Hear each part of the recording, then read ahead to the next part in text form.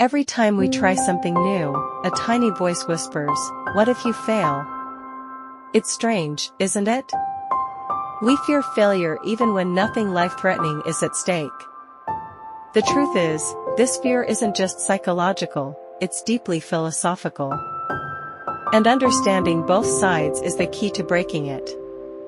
Today on ThinkStream, we're unpacking why failure terrifies us, through the lens of modern behavioral psychology and Soren Kierkegaard, the philosopher of anxiety himself.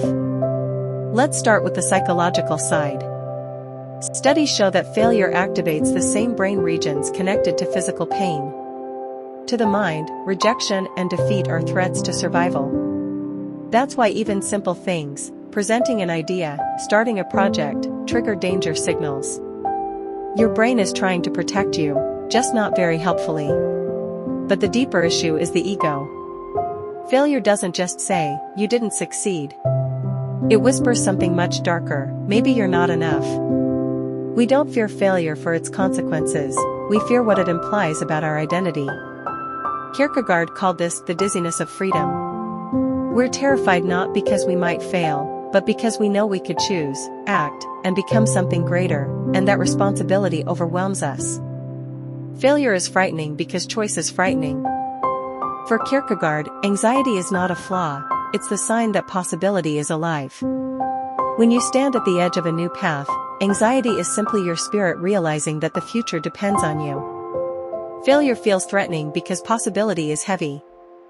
Meanwhile, psychology shows that fear of failure becomes a loop. You avoid something, you feel relief, the brain thinks avoidance works, fear grows. This is why dreams shrink and comfort zones become cages. Another layer, audience anxiety. We don't really fear failing privately.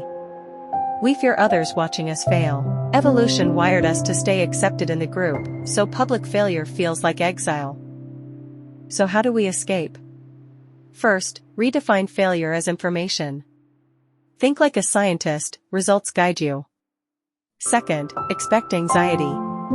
If Kierkegaard is right, anxiety is proof you're alive and choosing. Third, shrink the stage.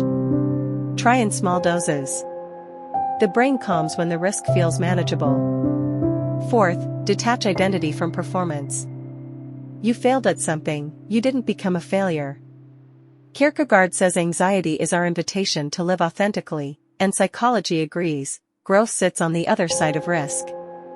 The fear doesn't disappear, you just become someone who acts anyway. If this gave you something to think about, join us here on ThinkStream. And remember, every step forward will feel scary, that's how you know it matters.